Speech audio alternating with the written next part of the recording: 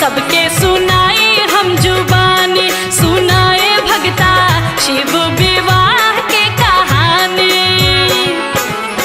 जे भी सुनेला शिव के भजेला, जे भी सुनेला शिव के भजेला, हाँ तर जाला ओकर जिंदगानी, सुनाए भगता शिव विवाह के कहानी।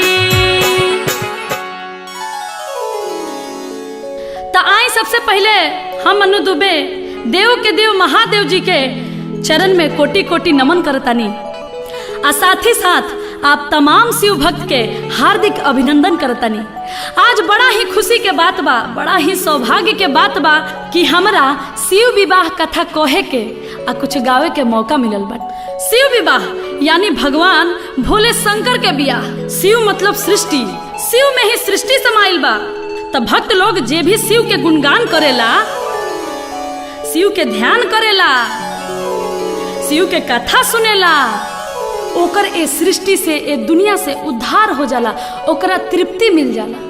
त आए भक्त लोग ए संगीतमय शिव विवाह में हमार जे जे सहयोग कैले बा ओकर पात्र परिचय कराओ तनी। ई संगीतमय शिव विवाह कथा लिखले बानी आदरणीय आर पंकज जी, म्यूजिक से सजौले बानी लवली शर्मा जी, आ ई कथा के रिकॉर्ड कैले बानी आदरणीय कैलाश जी, मैक्स स्टूडियो दिल्ली। सहयोग कैले बानी हमार पापा जी श्री धर्मेंद्र दुबे जी, आ आशीर्वाद बा हमार गुरु जी आदरणीय पंडित रामेश्वर तिवारी जी के। जौना कथा के आप सबके बीच प्रस्तुत कर रहल बा भोजपुरी संगीत के सबसे बड़ कंपनी यानी वेव म्यूजिक कंपनी। तब प्रेम से बोलिए शंकर भगवान की।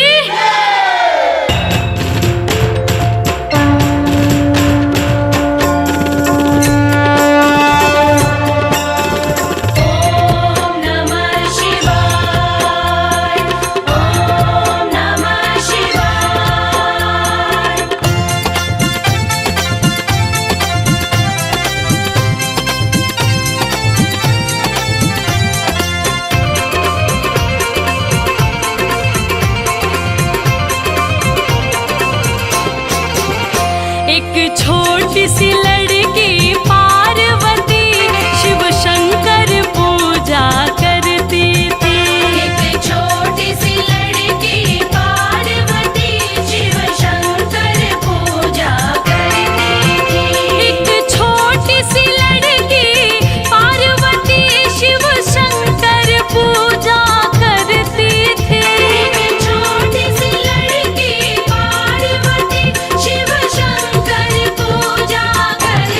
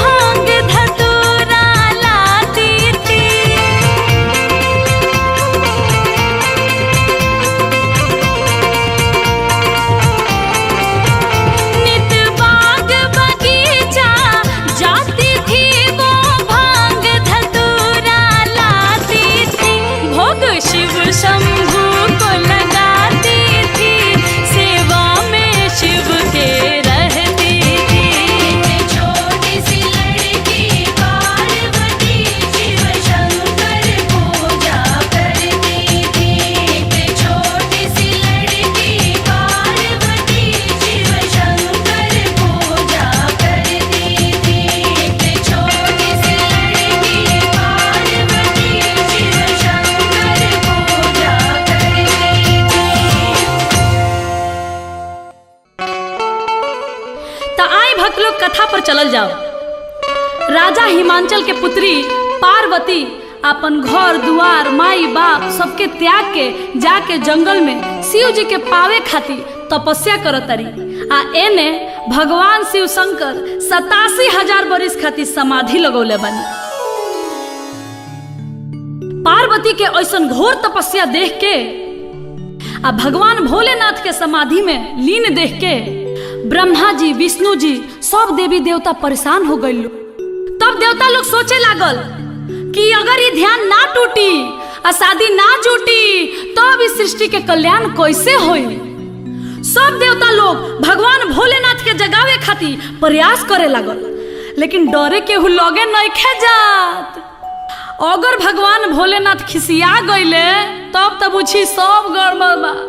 अब देखी ब्रह्मा जी विष्णु जी आ संगे संगे सब देवता लोग आपस में मिल के सलाह कई कि भोलेनाथ के ध्यान कैसे तुरल जाओ। तब ब्रह्मा जी कहनी कि ऐसन कठिन काम कामदेव ही कर सकता रे। अब देखी सब देवता लोग मिलके कामदेव के लगे जाता आ कामदेव से सब बात बतावता कि रउआ भगवान भोलेनाथ के तपस्या तूरी ना तो अनर्थ हो जाई। काहे से कि पार्वती भगवान भोलेनाथ के पावे खातिर जंगल में जाके तपस्या कर रहल बड़ी।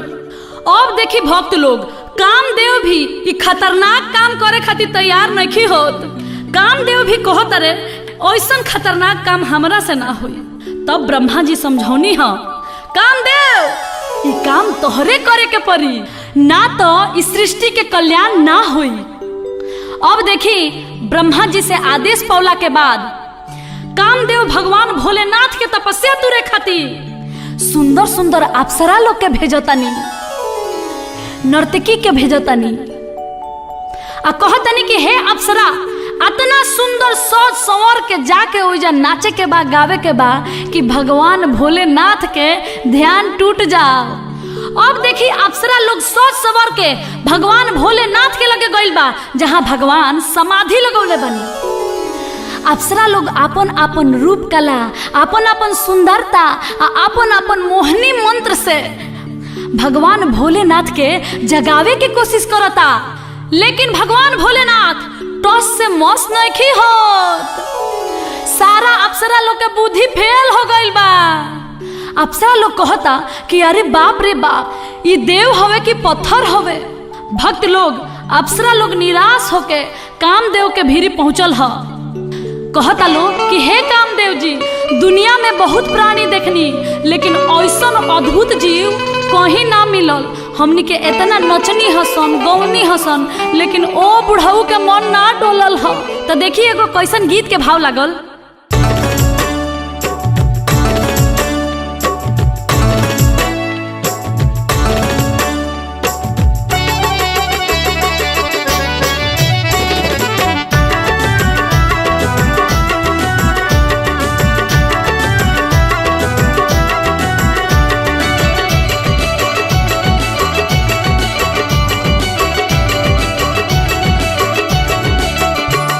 जगाए हारी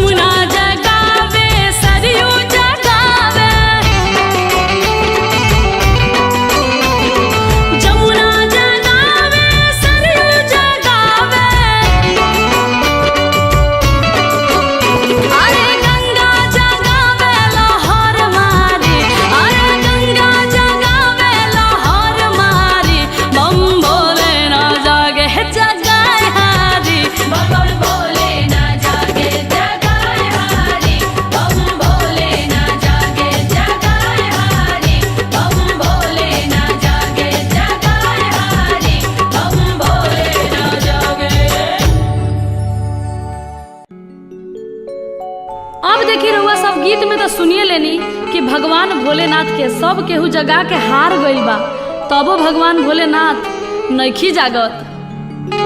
अब खुद कामदेव ही भगवान भोलेनाथ के जगावे खातिर चल दिले बानी।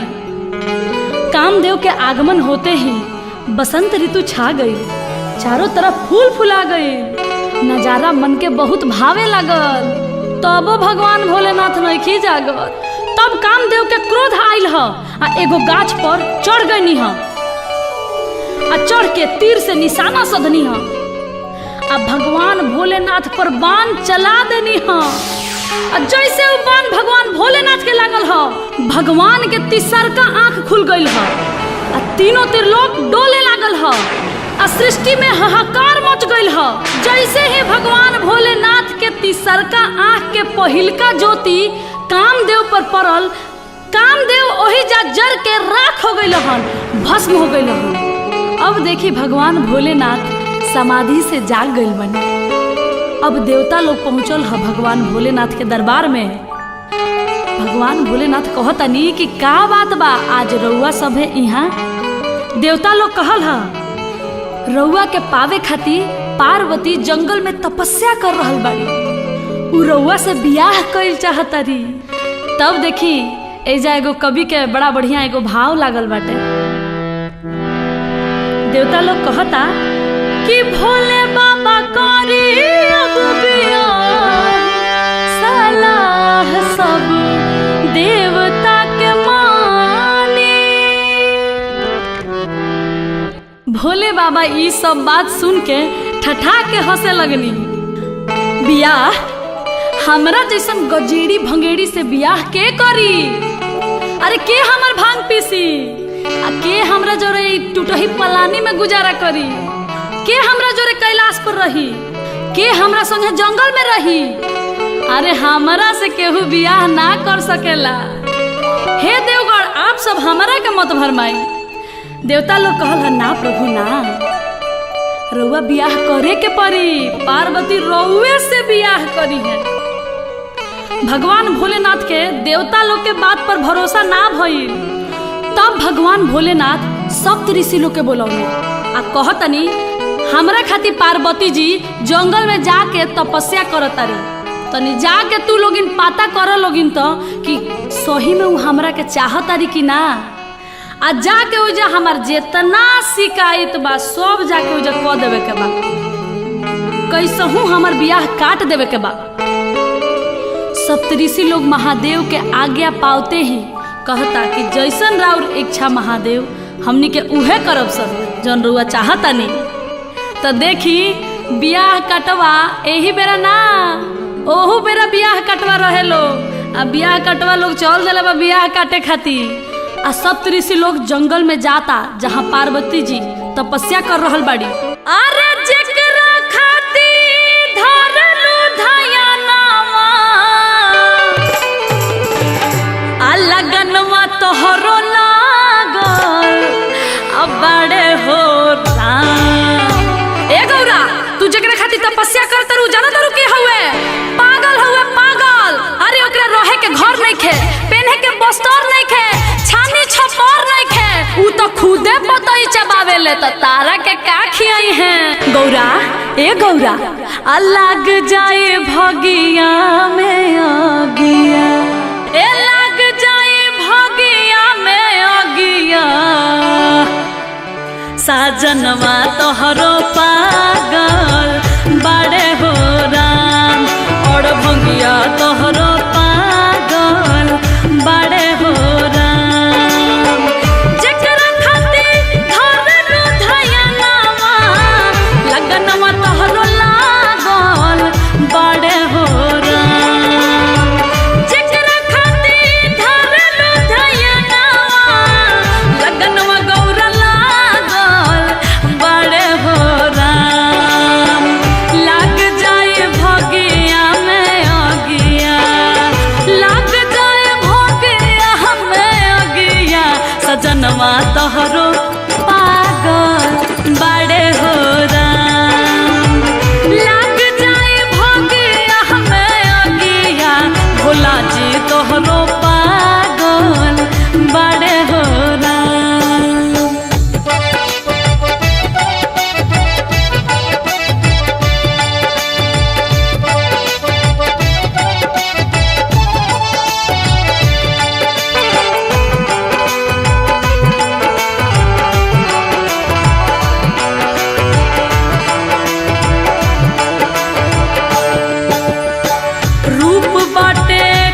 कुछ करिया रूप बाटे कुछ कुछ करिया भभूति दहिया लागल बाटे हो रूप बाटे कुछ कुछ करिया भभूति दहिया लागल बाटे हो तीन तीन को पड़ुए नया नवा तीन तीन को पड़ुए नया नवा सजनवा तोहरो पागल बाड़े हो राम और भंगिया तोहरो पागल बाड़े हो राम।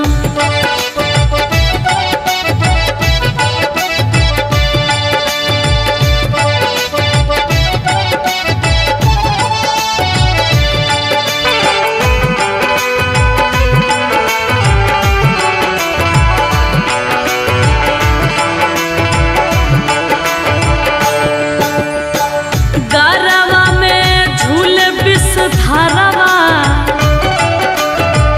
गरवा में झूले विष धारवा तो जब रूप साजल बड़े हो राम गरवा में झूले जगरवा तो जब रूप साजल बड़े हो राम बैला पला गल सनवा बसहा पलग है सनवा सजनवा तोहरो पागल बाड़े हो राम और भंगिया तोहरो पागल बाड़े हो राम। दू जना बियाह काट के थाक गइलो तब तीसरकू जना आगे आवता रे हटो लोगिन ई काम तारा लोगिन से ना होई ई हम ही करम। तब देखी तीसरकू जना का कहता रे कि पार्वती आँख खोलो आँख ना तो तहर जिंदगी नरक हो जाई नरक आ का उ बौराह के फेरा में पड़ल बाड़ू। पार्वती के समझावे लगले कि बर बीसम बीसम बीसा आ बर ताके एके दिशा बर के घर में चांद सूरज के ज्योति आ बर पेन्ही ना पियरी धोती। अरे बुझला एकरा मतलब का होला कि बर बीसम बीसम बीसा यानी 20-20 आ 20-60 बरिस के लइका बा आ बर ताके एके दिशा एके कोर ताके ले कंडेर बाड़े बुझली ह आ बर के घर में चांद सूरज के ज्योति डायरेक्ट सूरज भगवान के ज्योति आवेला घर दुआर नहीं खे पर्वत पहाड़ पर रहे के पड़ी आ बर के घर में चांद सूरज के ज्योति आ बर पेन्ही ना पियरी धोती बर पियरी धोती ना पहनी है और उनका डरे से बुझा कि मिर्गा छला है। अरे समझ लू गौरा अरे तू राजा महाराजा के बेटी हो तू कोनो राजकुमार से बियाह कर तू आ का है बुढ़ऊ के फेरा में पड़ल बाड़ू। ई सब सुनला के बाद गौरा जी से बर्दाश्त ना भइल शंकर जी के शिकायत। तब कहतरी कि सुनी सभे मुनि रउआ सबके इज्जदाल ना गली रउआ सब टरी आ अपन अपन घर धरी हम करब उहे गजेड़िए से बियाह उहे जोगिया से बियाह करब।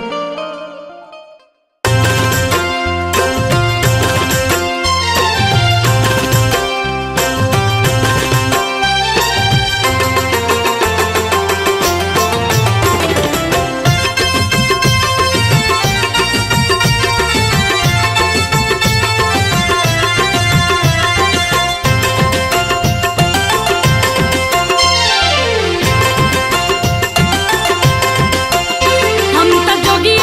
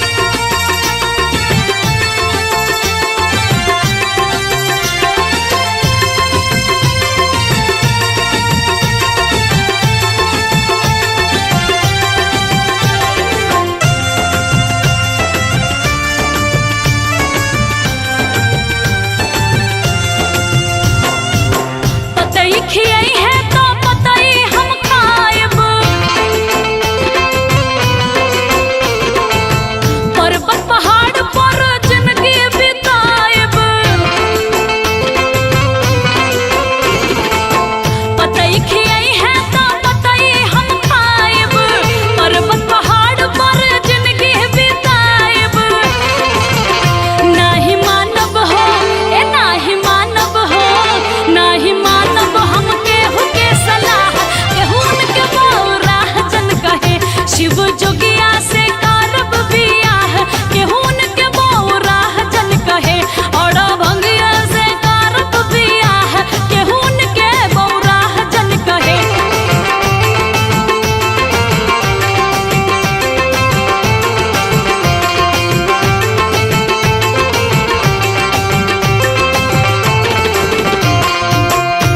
ई सब सुनला के बाद सब ऋषि लोग बूझ गइल कि ई बियाह हमनी से त ना कटी। तब गइल लो भगवान भोलेनाथ के लगे आ कहल लो कि हे भोलेनाथ राउर बियाह होइबे करी, ई बियाह गणासियों से ना कटी, काहे से कि पार्वती रउआ के मन ही मन में अपन स्वामी मान लेले बड़ी। तब भगवान भोलेनाथ कही आए ऐसा बात है तब मुझे स्वयं परीक्षा लेना पड़ेगा। अब देखी भगवान की लीला, भगवान स्वयं परीक्षा लेवे खातिर चल देले बानी आ देखी कैसन भेष बनले बानी। आय रे दादा कितना निमन लागता। देखी देखी आज जोगी के भेष दा के भगवान भोलेनाथ पार्वती जी के परीक्षा लेवे खातिर स्वयं जंगल में चल देले बानी। आई जगो गीत के भाव बा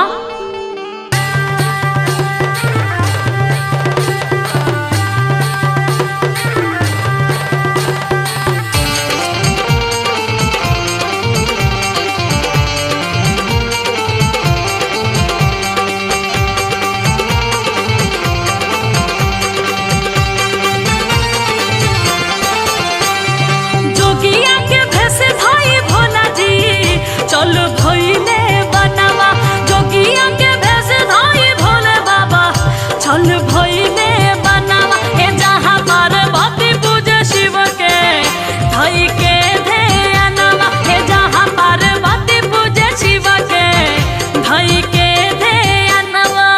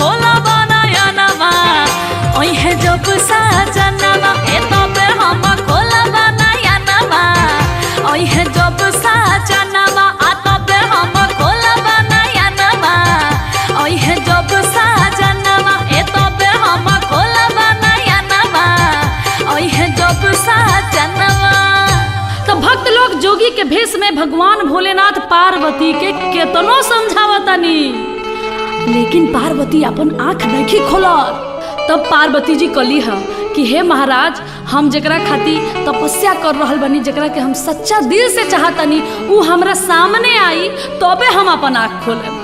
पार्वती के वचन सुन के भगवान भोलेनाथ भाव विभोर हो गई है। तब कहतनी देवी आँख खोला, तू जेकरा के चाहतारू उ तेरा सामने साक्षात खड़ा बा। तब पार्वती आँख खोल ली है। आँख खोलते ही भगवान भोलेनाथ के साक्षात दर्शन पाके पार्वती धन्य हो गईली, भाव विभोर हो गईली। आ देखी भक्त लोग एजा शिव पार्वती के पहला मिलन होता।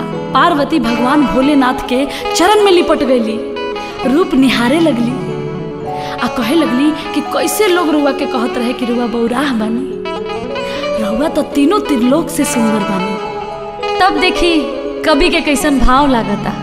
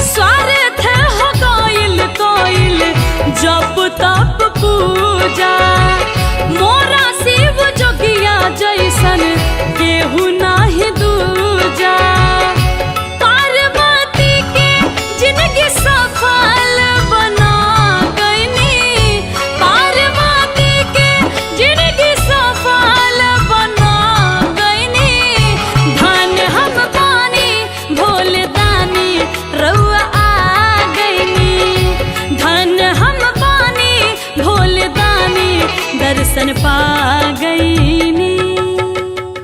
ई अद्भुत मिलन के बाद भगवान भोलेनाथ पार्वती से कहतनी कि पार्वती अब तू अपना घरे जा, हम स्वयं बारात लेके दूल्हा बन के तारा घरे आई। अब देखी भक्त लोग ब्रह्मा जी राजा हिमांचल के घरे खबर भेजवातनी कि राजा हिमांचल के मालूम कि भगवान भोलेनाथ पार्वती से शादी करे खातिर तैयार हो गए बनी। अब देखी दुल्हो तैयार, कन्यो तैयार, तो चली हमनी के मिल के शादी के कार्यक्रम शुरू कर जाओ। आज भगवान भोलेनाथ के तिलक हुए। देखी पहले के तिलक आ आज के तिलक में कितना अंतर बढ़ुए। आज एगो तिलक में 500 आदमी जाता रहे, आ पतल आ पूरी के धुरकुस उड़ा देता रहे। लेकिन वो घड़ी ऐसा रिवाज ना रहे। राजा हिमांचल तिलक चढ़ावे खातिर विप्रदेव यानी कि ब्राह्मण और हजाम मात्र 2 आदमी के शिव जी के दरवाजा पर भेजतनी तिलक चढ़ावे खातिर। आ तिलकहरू लोग जब आंगन में पहुंचता तो देखी हमनी के हिंदू धर्म में तिलक के बेरा एगो बड़ा बढ़िया गीत होला, आई सुनल जाओ।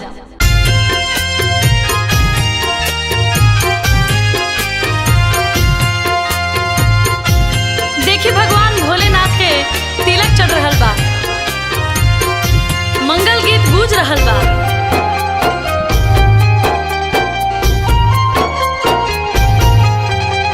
आज मोरा शिव जी के तिलक आयो, आज मोरा शिव जी के तिलक आयो।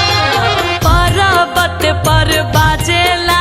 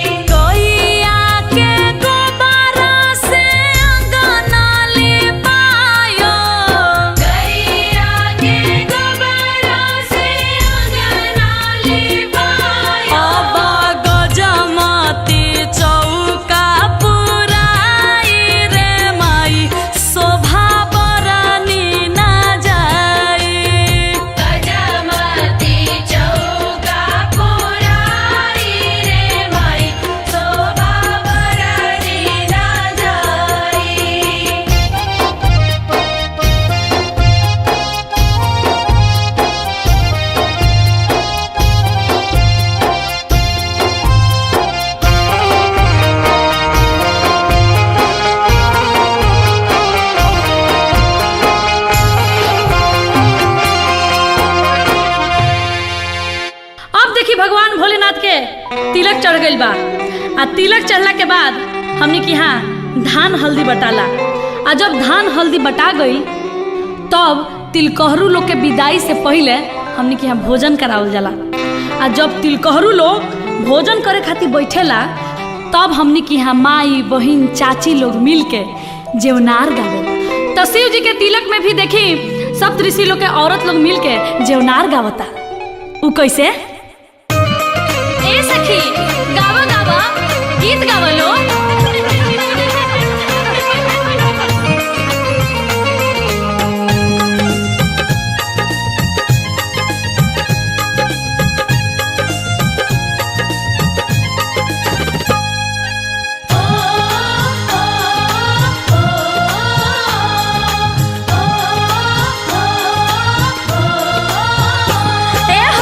सोने के थारी में जेवान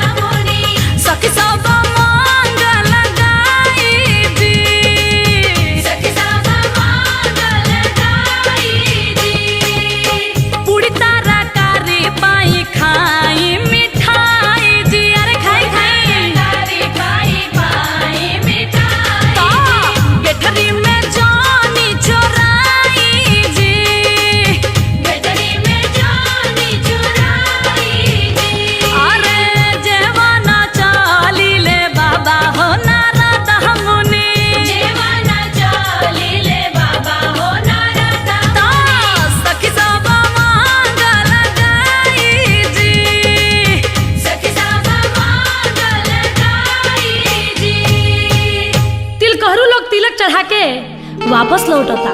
पार्वती के माई मैना रानी नारद बाबा से पूछली हो कि ए नारद बाबा बोर कैसन बा आ बोर के घर कैसन बा।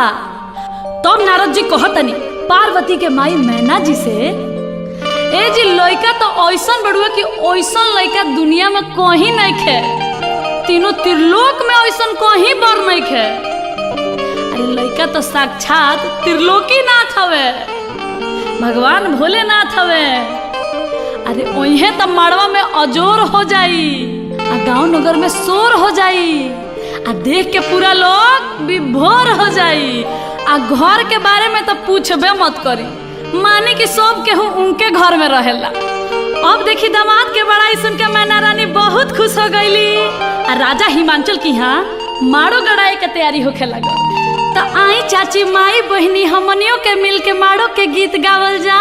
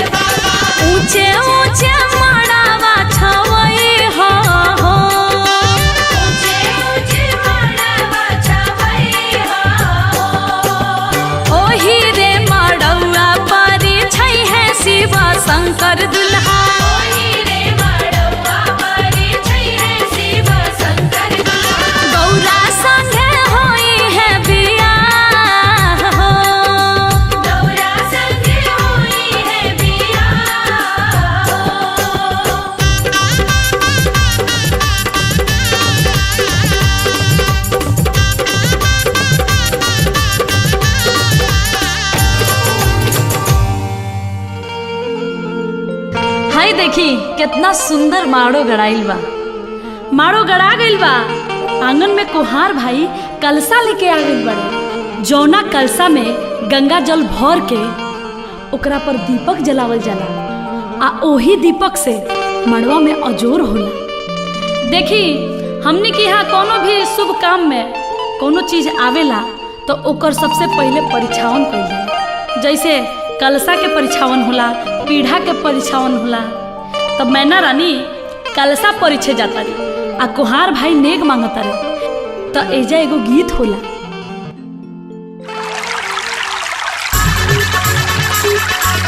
ए चाची नेग निकाली नेग।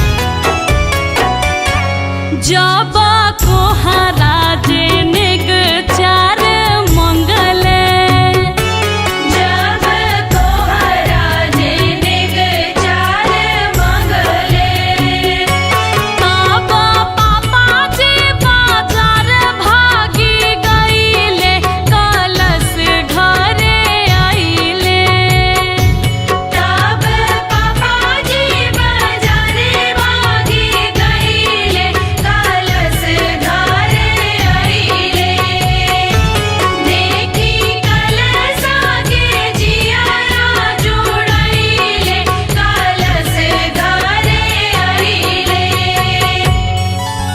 अब देखी माटी कोड़ाए यानी मटकोर के समय आ गइल बा।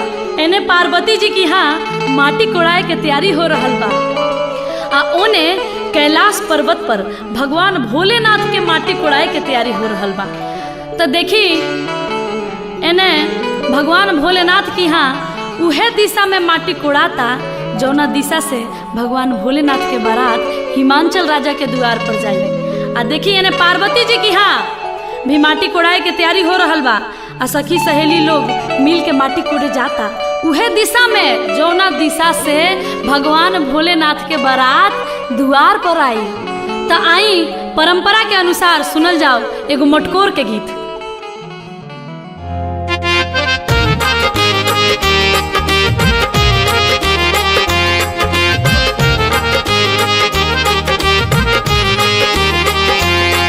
बजाओ भैया चमरा बजाओ सहनाई कहवा के पियर माटी कहाँ के कुदार है कहवा के पियर माटी कहाँ के कुदार है कहवा के साथ सुहागिन मट कोड़े जास है कहवा के साथ सुहागिन मटकोड़े जास है गंगा जी के पियर माटी सोन के कुदार है गंगा जी के पियर माटी सोन के कुदार है देवलोक के साथ सुहागिन मट कोड़े जास है देवलोक के साथ सुहागिन मटकोड़े जास है देवलोक के साथ सुहागिन मटकोड़े जास है देवलोक के साथ सुहागिन मटकोड़े जास है देवलोक के साथ सुहागिन। अब देखी दोनों ओर के माटी कोड़ा गइल बा आ अब हरदी चढ़ावे के बेरा आ गइल। तो देखी भक्त लोग एजा एगो बड़ा महत्वपूर्ण बात बा। बात ई बा कि हरदी उहे आदमी चढ़ावेला जेकर खुद देही पर हरदी चढ़ गइल होखे यानी कि बाजा बाज गइल होखे। तो देखी अब दोनों ओर हरदी चढ़े लागल। देखी एने शंकर भगवान चौका पर बैठल बानी आ ओने पार्वती जी भी चौका पर बैठ गइल बानी। हल्दी चढ़े लागल दोनों ओर आ हल्दी के गीत गवाए लागल। तो आई अब हमनियों के गावल जाओ एगो हल्दी चढ़ाई के गीत।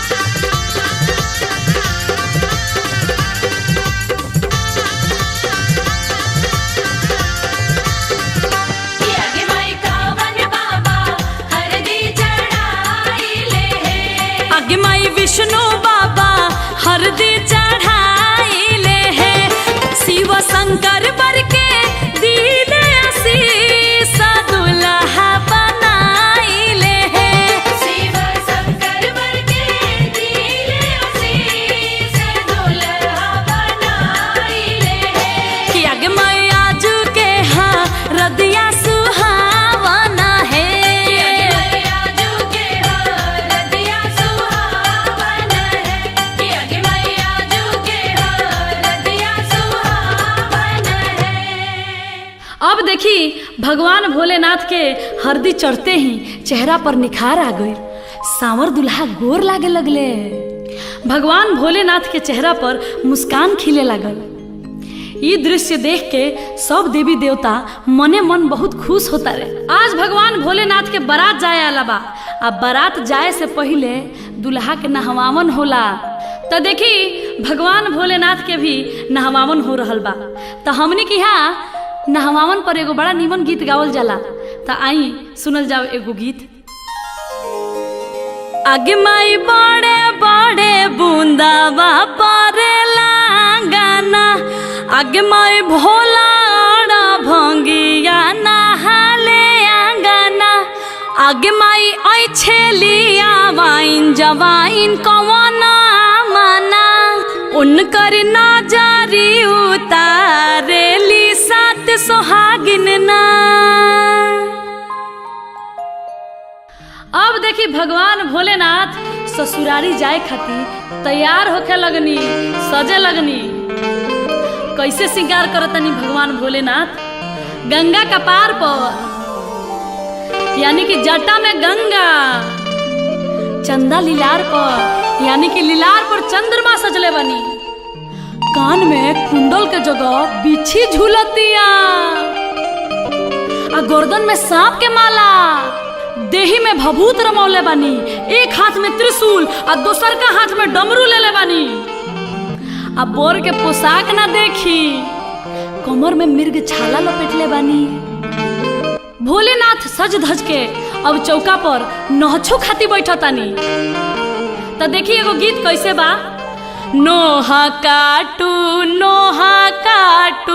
नौआ रे अंगूरी जानी कटी है रे बढ़िया से नोहा नाही कटबे जे तोरा नेग नहीं मिली है रे। अब देखी भगवान भोलेनाथ के वही चौका पर चुमावन भइल ह। भगवान भोलेनाथ बसहा पर सवार होके बारात लेके निकलतानी।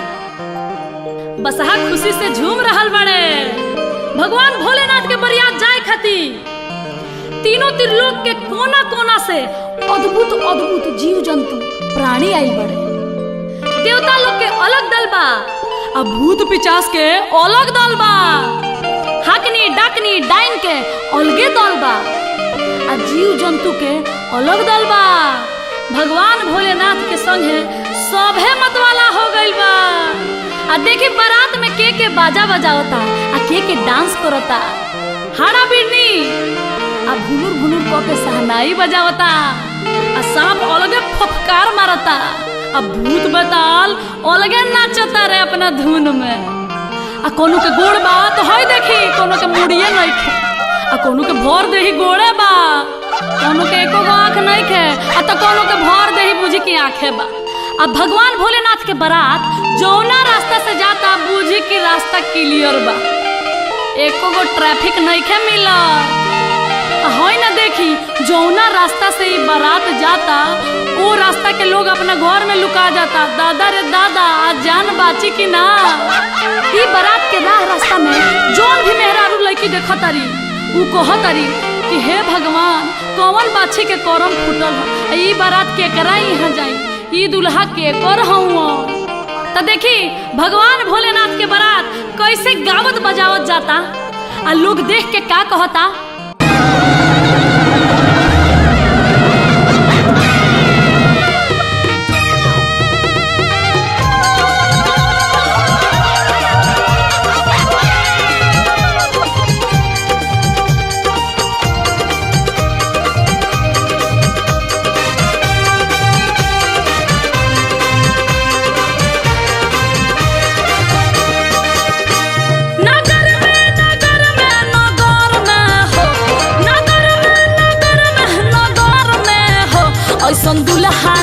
देखनी नगर में हो, ऐसन बर नहीं देखनी नगर में हो।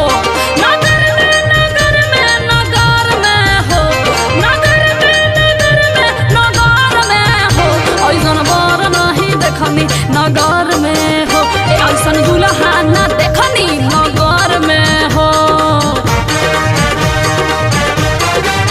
अरे बाप रे बाप, अरे ए सखी ई बाढ़ की पीपर हो।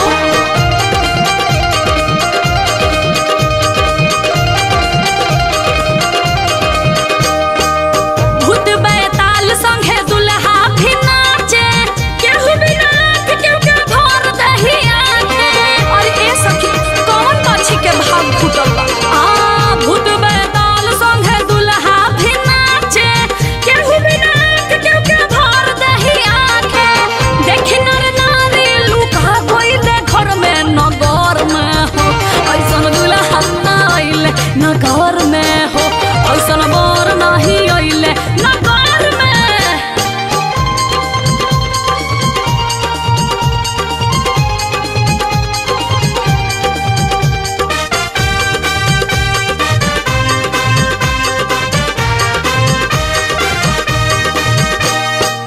हड्डा अबिरनी बजावे सहनाई, टूड़िया लगा के बिछी नाचे रमाई। अरे ए सखी कौन पक्षी के भाग फूटल बा। हड्डा अबिरनी बजावे सहनाई, टूड़िया लगा के बिछी नाचे रमाई। झूले जगरवा हो बरवा के घर में नगर में हो, ऐसन दुल्हा ना देखनी नगर में हो, ऐसन बर नहीं देखनी नगर में हो। देखिए गावत बजावत ये अलबेला दुल्हा के अद्भुत बारात राजा हिमांचल के नगरी में प्रवेश करता। एने राजा हिमांचल जी बारात के स्वागत के तैयारी कर रहल बानी। दुआरे बारात लागे के तैयारी हो रहल बा। पार्वती जी के सखी सहेली लोग बारात के स्वागत में गीत गावता।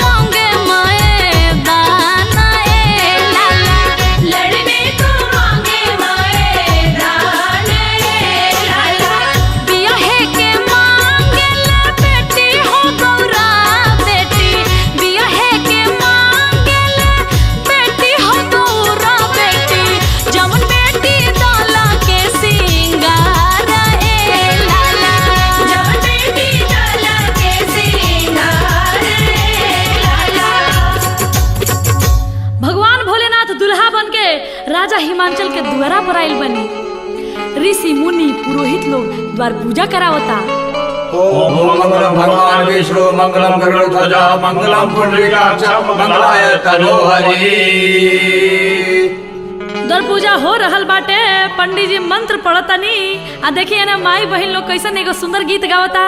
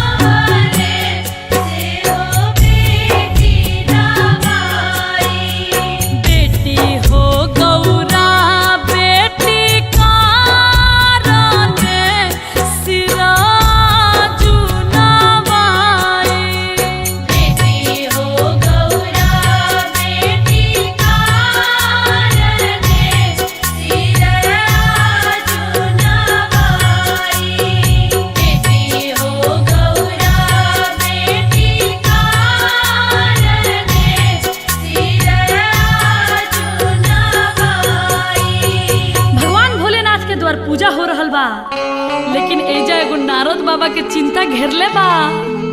चिंता ऊ बा कि मैना रानी से दुल्हा के खूब बड़ाई कइले बड़े, आ उहे दुल्हा अपन बियाह करे खातिर असली भेष में आइल बा। देखी अब पार्वती के गुरहथी के बेरा आ गइल बा। भसुर मड़वा में जाता रे गुरहथी खातिर, आ राजा हिमांचल के आंगना में पार्वती के सखी सहेली लोग जुटल बा। तो देखी वही में एगो सखी कहता रे, ए सखी ई भसुर ऐसन बा तो दुल्हा कैसन होई? ए दादा कहीं गौरा के दुल्हा बौराह नइखे नु। गुरहथी शुरू बा तब पंडित जी भसुर के हाथ में मंत्र पढ़ के अक्षत देता रे चढ़ावे खातिर। तो है ना देखी भसुर का करता रे, तब सखी सहेली लोग कैसे गीत गावता।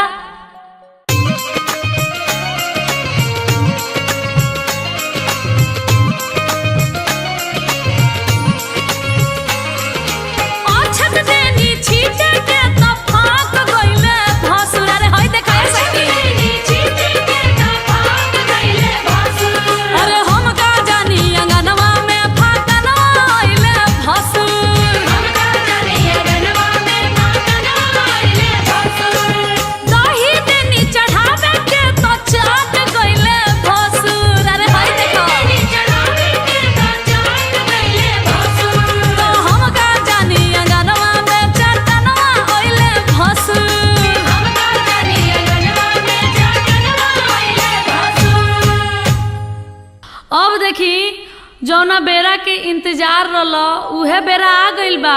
लीलरा पर विध के टाकी बा, कुछ बीत गइल कुछ बाकी बा। अब नारद बाबा के गोधन कुटाए आला बा, काहे कि इहे बरब अंगना में जाए आला बा। एने देखी मैना रानी अपन दामाद देखे खातिर बेसब्री से इंतजार कर रहल बाड़ी। आखिर उ दामाद के कब देखेम जे तीनों त्रिलोक के मालिक हवे, जेकर इतना बड़ाई सुन ले बानी, जेकरा से हमार बेटी पार्वती के बियाह होके आला बा। अब बर के आंगना में बुलावे खातिर हजाम के भेजल जाता।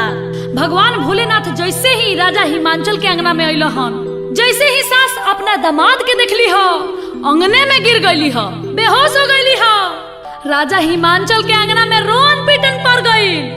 आहिर रे दादा ई का भई? आखिर हमार भोली पार्वती कौन कसूर कैले रही हो? और देखी नारद भगवान के सब केहू खोजे लागल ह, सब केहू उनका के कोसे लागल ह, गाड़ी देवे लागल ह। का ए नारद ई अबोध बेटी तहर का बिगड़ले रही ह? आखिर कौना जन्म के बदला सधौला ह कि हमार पार्वती खातिर ऐसन दुल्हा खोज के लिए ह, ऐसन भिखारी के खोज के लिए ह। तब तक नारद बाबा नारायण नारायण करत आंगना में पहुंचतानी। देखी नारद मुनि ही शंकर भगवान आ पार्वती जी के बियाह में अगुआ रहल बनी। नारद मुनि के बात केहू ना काटेला। नारद मुनि आगम निगम सब कुछ जानी ले। नारद नारद जेकर बात कबो रद्द ना होखे ओकरे के नारद कहल जाला। तो नारद भगवान मैना रानी के समझावतानी आ कहतानी कि मैना रानी ना ना रुआ चिंता ना करी, ई भगवान भोलेनाथ हुवन, ई सही में तीनों त्रिलोक के मालिक हुवन। रुआ अभी कुछ नहीं जानत, इनकर अनेक रूप बा। हे मैना रानी रुआ बर पर छी, रुआ चिंता ना करी। लेकिन मैना रानी तैयार नहीं हो, कहतरी ना ए दादा ना, ऐसन बौरा बर से हम अपन गौरा के बियाह ना करे। देखिए जा एगो कैसन भाव लागता मैना रानी के कि आगे माई गौरी ऐसन ज्ञानी बेटी के बरवा मिलल बौरा। ए माई बरवा मिलल बौरा। नारद बाबा के हम काहिले बिगड़नी, बरवा खोजल बौरा है कि अगमाई ऐसन बौरा बरसे गौरा ना बियाहब, मोरे गौरा रही है कुंवर। ए माई मोरे गौरा रही है कुंवर। गौरा लेके डूबब हम, गौरा लेके गौरा लेके जाइबो पाताल है कि आगमाई ऐसा न बौरा बरसे गौरा ना बियाहब भले गौरा रही है कुंवार ए माई मोर गौरा रही है कुंवार। कसहु नारद भगवान मैना रानी के सखी सहेली लोग के समझा बुझा के आ माड़ो में लेके आओ तनी कि चली मतवा चली बर परछी बर राउर बहुत सुंदर बा। मैना रानी केहूँगा अपन दिल पर पत्थर रख के आ आंगना में आओ तरी। आंगना में अइला के बाद लोढ़ा लेले बाड़ी लेकिन मने मन में डरा तरी। तब पीछे से सखी सहेली लोग गीत गावता का कहता अरे हाय देखो ए सखी ये दुल्हा कैसन बा हो। अरे ताको तारे पुरु त लौकता पछी गाओ लो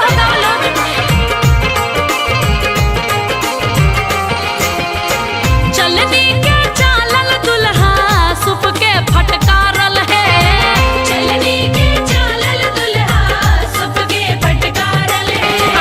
दिया का के लागल बर अंगना बाजा बाजल है। दिया का के लागल बर अंगना बाजा बाजल है। सासू के आँखिया में लगल मधुमक्खिया है। सासू के आँखिया में लगल मधुमक्खिया है। कैसे में मोरी छपदा मदला बेलवा है। कैसे में परी छबदा मदल बेलवा है। कैसे में परी छबदा।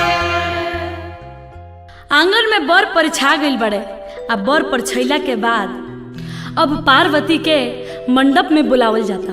तो देखिए एगो एजा गीत होला। उ गीत ऐसन होला कि सुनते ही हर बाप के करेज फटे लगेला जे बेटी के इतना छोट से पढ़ा लिखा के पोस पाल के सयान कइले बा।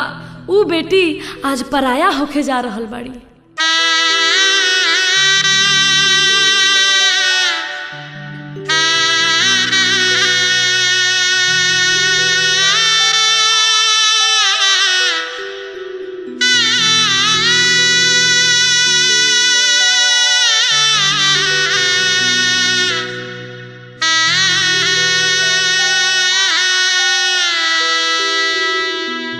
काढ़ू नाही मांचल हो बाबा अपनी रे पुतरिया हमारो गौरा रे बेटी आँखी के रे पुतरिया दिनावा हरेलू हो बेटी आ भूखिया रे पियसिया रतिया हरेलू हो बेटी आ बाबा आखिरे निंदिया। पार्वती के मंडप में बुलावल जाता। कन्यादान और उस शादी के कार्यक्रम अब आगे बढ़ावल जाता। मंडप में एक तरफ शंकर भगवान बैठल बानी, बीच में कलसा बा आ दूसरा तरफ पार्वती जी बैठल बानी। तब पार्वती जी मने मन शंकर भगवान से निहोरा करतनी कि हे शंकर भगवान, हे भोलेनाथ, रउआ तीनों त्रिलोक के मालिक हई। रउआ इतना सुंदर तीनों त्रिलोक में केहू नहीं खे। तब राउर शिकायत हमरा यहाँ होता, हमरा तनको नीमन नहीं खे लागे। प्रभु कुछ विचार करी, आपन भेष के बदली। पार्वती जी मने मने मुस्का के देखी का कहतरी कि कलसा के ओटे ओटे बोलेली गौरा दई आ राखी स्वामी लजिया हमार है। आ तनिया सा रूपवा बदलती महादेव नैहर के लोग पतियाए। हे स्वामी नैहर के लोग पतियाए। अब देखी कैसे चमत्कार होता कि अतने में रूपवा बदलनी महादेव चांदनियन चमके लीलार। ए माई दुल्हा सुंदर सुकुमार। देखी पार्वती जी के विनती सुनते ही भगवान शिव शंकर भोलेनाथ अपन रूप बदल दिले बानी। आ रूप बदलला के बाद वहाँ ऐसा सुंदर दुल्हा तीनों त्रिलोक में कहीं नहीं खे। आ देखी मड़वा अजोर हो गई बाटे। भगवान भोलेनाथ आ पार्वती जी के ये अद्भुत जोड़ी देख के कलसा भी मने मन मुस्काता। एजा भी एगो गीत गावल जाला, कैसे?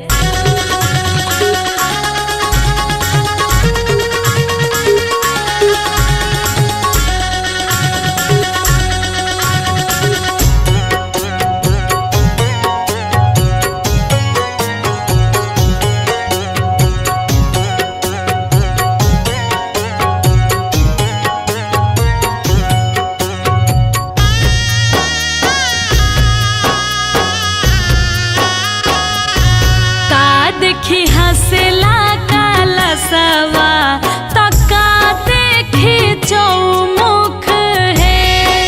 देखी हंसला कलसवा तका देखी चौमुख है। आहे का देखी हंसिले महादेव मने मुस्काई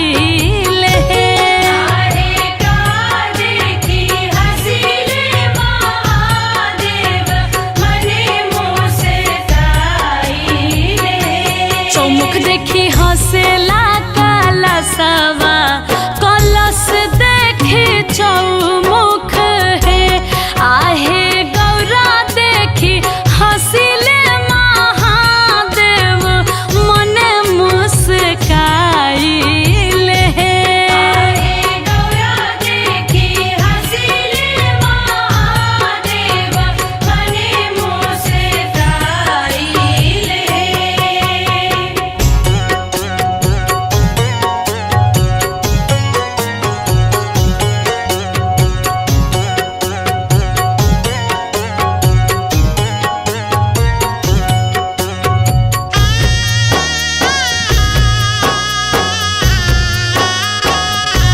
नाची आइले नाची जाइले डमरू बजाइले नाची आइले नाची जाइले डमरू बजाइले। आहे सुतल गौरा उठेली चिहाई डमरू देखे जाइब हे। आहे सुतल गौरा उठेली चिहाई डमरू देखे जाइब हे।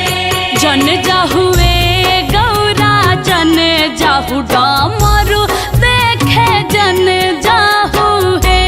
आहे सुनीले हब पापा जी तोहार त जाइब खिसियाई नुहे। आहे सुनीले अब पापा जी तोहार त जाइब खिसियाई नुहे। आहे सुनीले अब पापा जी तोहार त जाइब खिसियाई नुहे। अब दानों में महादान यानी कि कन्यादान के समय आ गई। कन्यादान ऐसा समय है जौना के देख के काठों के करेजा रोवे लागेला, पत्थरों के दिल पिघल जाला।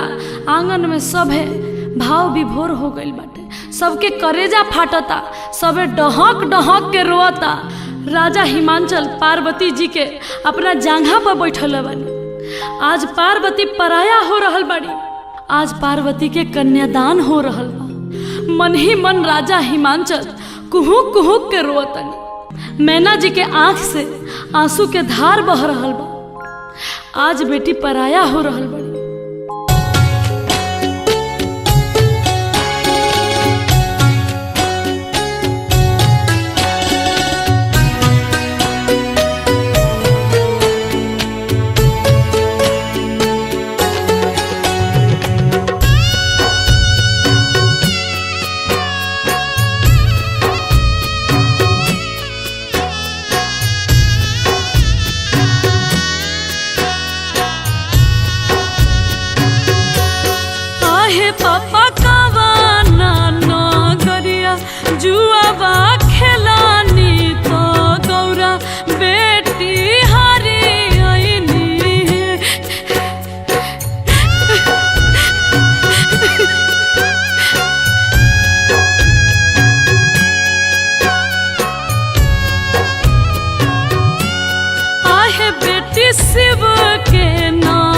पिया जुआवा खेलानी तो तोहरा के हरियनी है।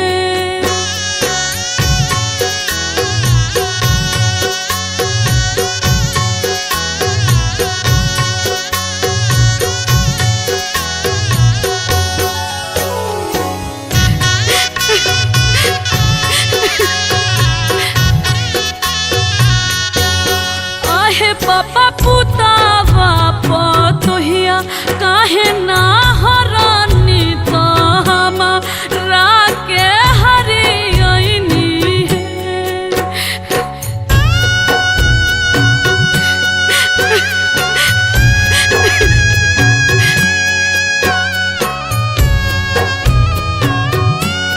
आहे बेटी पुतावा पतोहिया घर के लक्ष्मी तो तू बेटी पाराया बाड़ू हो।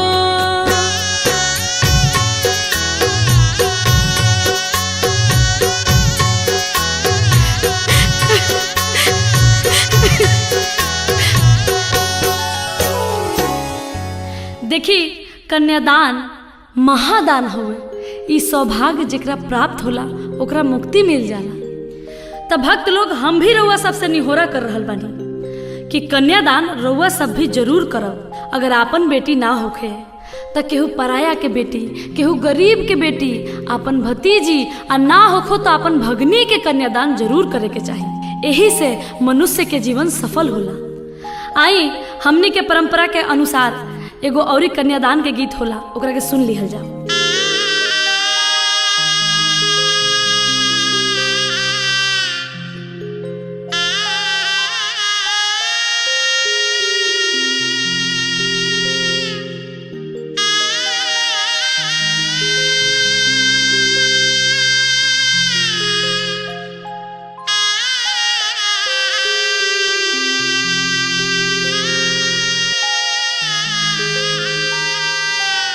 कोठावा ऊपरा बाबा मोरवा रे बोलुए मोरवा बोलिया सुहावन हो लगुए मोरवा बोलिया सुहावन हो लगुए।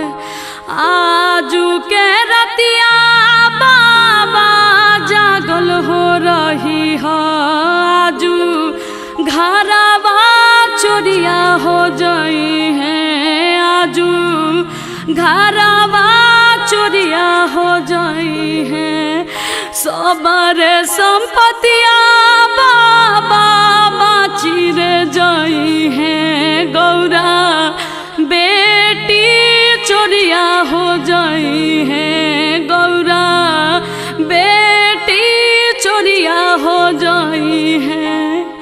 दुआरा पाए बेटी चौकी दरबार रखब।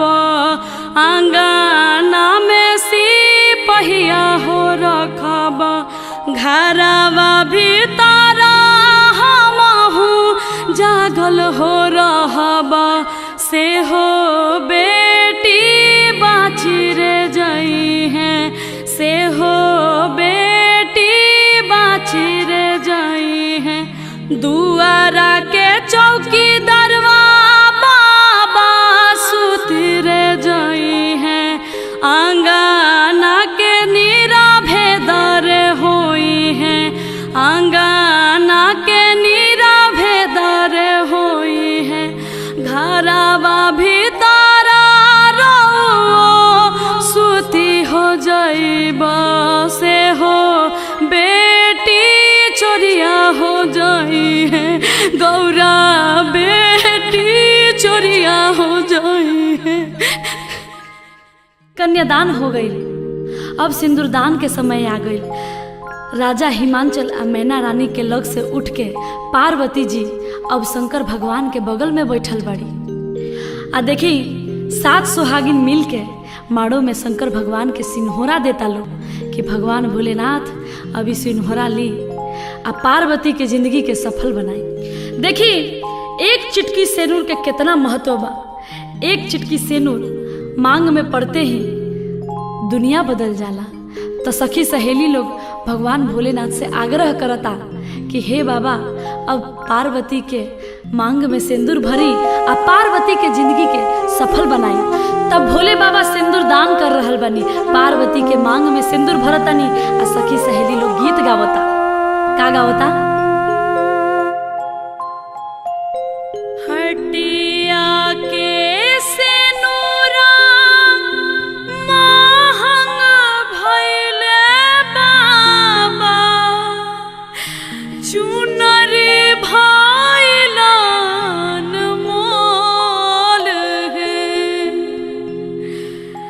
चुटकी भर सिनुरा के कारण ये बाबा छोड़िले नगर तोहार है।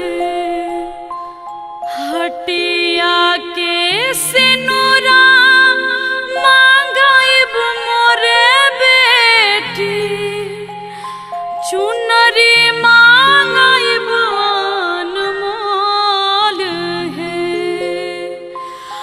चुटकी भर सिनुर के कारण ये बेटी छोड़ेलू नगर हमार है, छोड़ेलू नगर हमार है। अब भगवान भोलेनाथ और पार्वती जी के इज्जत शादी संपन्न हो गई। तब प्रेम से बोलिए शंकर पार्वती की हरा हरा महादेव। अब देखिए शादी के बाद दुल्हा दुल्हन के आशीष दिहल जाता, यानी कि चुमावन हो रहल बा।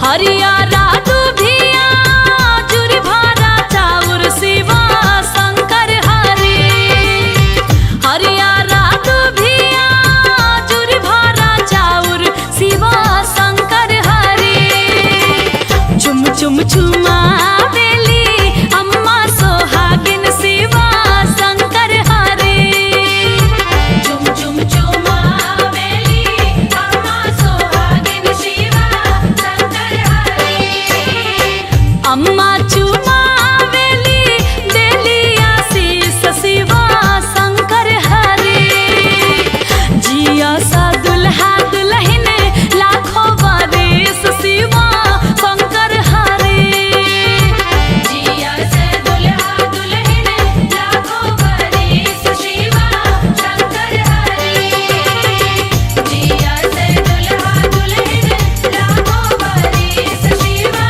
शंकर हरि। भगवान भोलेनाथ पार्वती के संग कोहबर में जातनी, कुल देवी देवता से आशीर्वाद लेतनी। अब भगवान भोलेनाथ के संग है पार्वती नैहर नगरी छोड़ के ससुराल जा रहल बड़ी।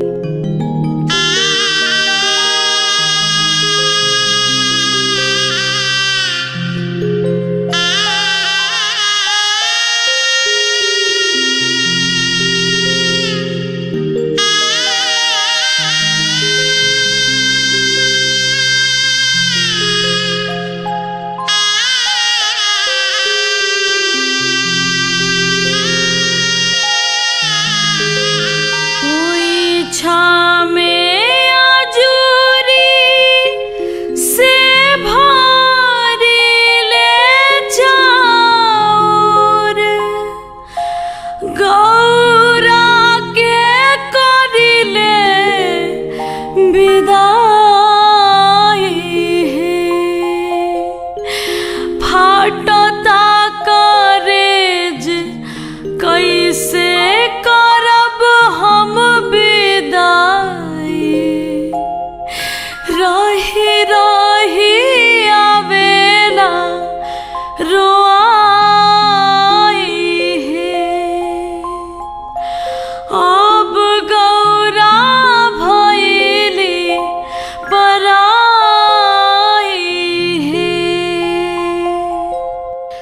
चली शिव भक्त लोग शिव जी के बियाह संपन्न भइल।